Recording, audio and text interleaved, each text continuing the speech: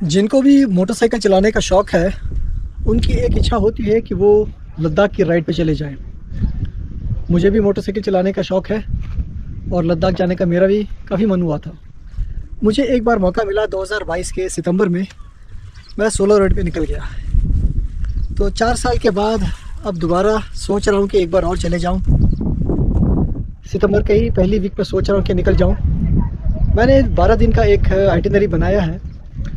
उससे पहले मैं आप लोगों से शेयर करना चाहूँगा, ये खासकर उन लोगों के लिए है जो मोटरसाइकिल राइड के शौकीन हैं, कि मेरा जो पहला वाला राइड था उसकी आइटिनरी क्या रही।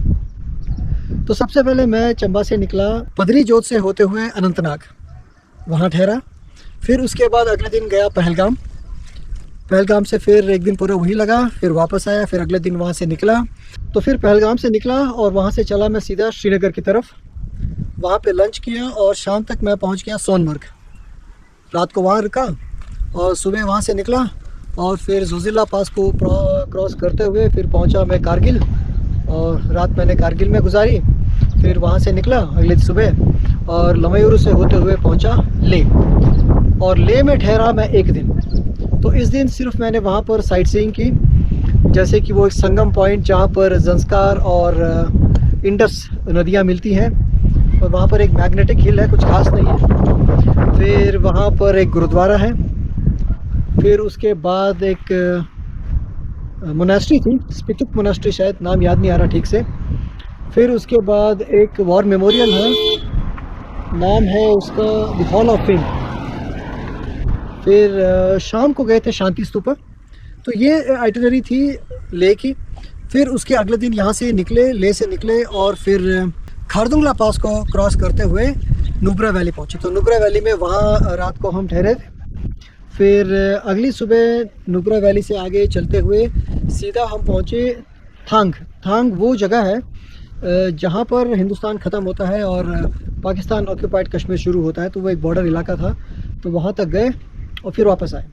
फिर अगले दिन वहाँ से निकले और फिर तांग से होते हुए पहुँचे पैंगोंग। तो रात हमने पैंगोंग लेक के पास ही गुजारी। फिर उसके दिन सुबह वहाँ से निकले और फिर चांगला से होते हुए हम वापस पहुँचे ले। तो मेरा प्लान था वहाँ से मनाली की तरफ से होते हुए वापस चंबा आना, लेकिन खबर पहुँची कि वहाँ पर बर्फ़बारी हुई है और रास्ता बंद है और अगले 2-3 दिन तक वो रास्ता बंद ही रहेगा। तो एडवाइस किया गया था कि आप श्रीनगर से ही चले जाएँ। तो फिर अगली सुबह वहाँ से निकला और शाम होते होते श्रीनगर पहुँच गया। तो फिर अगले दिन श्रीनगर से निकला और रात होते होते मैं चंबा पहुँच गया।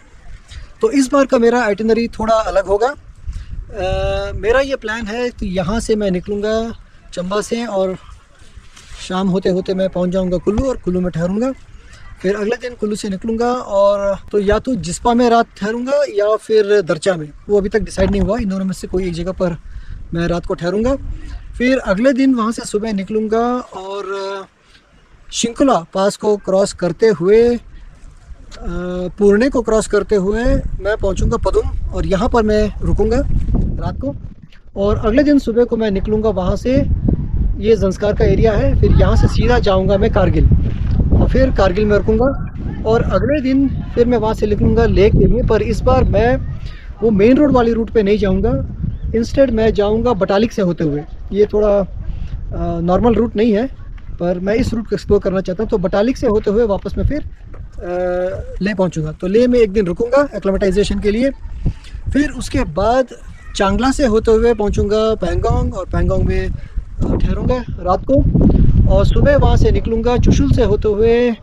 मेरा प्लान है जाने का हानले, और हानले में रात गुजारेंगे। फिर उसके बाद वहाँ से आए चलते हुए न्योमा से, पता नहीं न्योमा आएगा कि नहीं आएगा, सोकर झील से होते हुए पहुँचूँगा डेबरिंग। तो हो सके तो वहाँ डेबरी में रुकेंगे। सीधा बारालाचला पास को क्रॉस करते हुए दरचा में पहुँचूँगा, शायद दरचा में रुकूँगा। फिर उसके बाद वहाँ से निकलेंगे अगले दिन, फिर शायद मंडी में हॉल्ट होगा। फिर उसके दिन वहाँ से फिर चंबा। ये है मेरा आइटिनरी 11-12 दिन का। फिर कह नहीं सकते क्या होगा, 2-3 दिन एक्स्ट्रा लेके चलना पड़ता है। सोलो राइड में जा रहा हूँ, तो मेरे साथ कोई और भी शायद आ रहा है। अगर आप भी इंटरेस्टेड हो तो आप भी जुड़ सकते हो, बताना कमेंट करके।